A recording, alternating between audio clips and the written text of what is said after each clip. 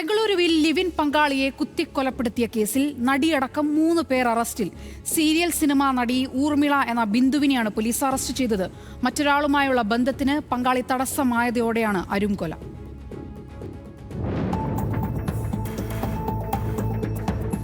ബംഗളൂരുവിലെ വാടക വീട്ടിൽ ജീർണിച്ച അവസ്ഥയിലാണ് മോഹൻ കൃഷ്ണയുടെ മൃതദേഹം കണ്ടെത്തുന്നത്.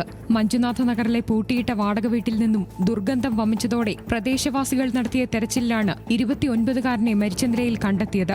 പിന്നാലെ നടത്തിയ അന്വേഷണത്തിലാണ് നടി ബിന്ദുവിലേക്ക് കേസ് നീളുന്നതും കൊലപാതകത്തിന്റെ ചുരുളഴിയുന്നതും. മോഹൻ കൊല്ലപ്പെട്ട് 12 ദിവസങ്ങൾക്കു ശേഷമാണ് മരണവാർത്ത പുറംലോകമറിയുന്നത്. കന്നഡ സിനിമകളിലും സീരിയലുകളിലും അഭിനയിച്ചിരുന്ന ബിന്ദു ഭർത്താവുമായി വേർപിരിഞ്ഞു കഴിയുകയായിരുന്നു. ഇതിനിടെയാണ് വിവാഹബന്ധം ഉപേക്ഷിച്ചു നിന്ന മോഹൻ കൃഷ്ണയെ പരിചയപ്പെടുന്നതും സൗഹൃദത്തിലാകുന്നതും. ഒരുമിച്ച് താമസിക്കാൻ ഇരുവരും തീരുമാനിച്ചു. ഭാര്യ ഭർത്താക്കന്മാരെന്ന് പറഞ്ഞ് 2 മാസം മുമ്പാണ് വീട് വാടകയ്ക്കെടുത്തത്. മോഹനുമായുള്ള ബന്ധത്തിനിടെ ബിന്ദു വിനയ് എന്നയാളുമായി അടുപ്പത്തിലായി. ബന്ധം മോഹൻ അറിഞ്ഞതോടെ ഇരുവരും തമ്മിൽ തർക്കങ്ങൾ പതിവായി.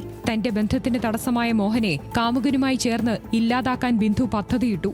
ಈ ಹಿನ್ನೆಲೆಯಲ್ಲಿ ಒಂದು ಕೊಲೆ ಪ್ರಕರಣವನ್ನು ದಾಖಲು ಮಾಡಿಕೊಂಡು ತನಿಖೆಯನ್ನು ಮಾಡಲಾಗಿ ಕೊಲೆಯಲ್ಲಿ ಭಾಗಿಯಾಗಿರುವಂಥವರು 3 ವ್ಯಕ್ತಿಗಳು ಅಂತ ತಿಳಿದು ಬಂದಿರ್ತದೆ.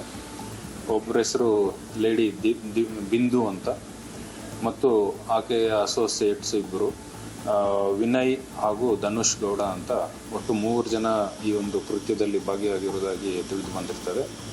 വീട്ടിൽ ഒരു പാർട്ടി സംഘടിപ്പിച്ച ശേഷം മോഹനെ ഇല്ലാതാക്കാനായിരുന്നു പ്ലാൻ. പദ്ധതി പ്രകാരം ഫെബ്രുവരി 18-ന് വിനയും സുഹൃത്തും ബിന്ദുവിന്റെ വീട്ടിലെത്തി.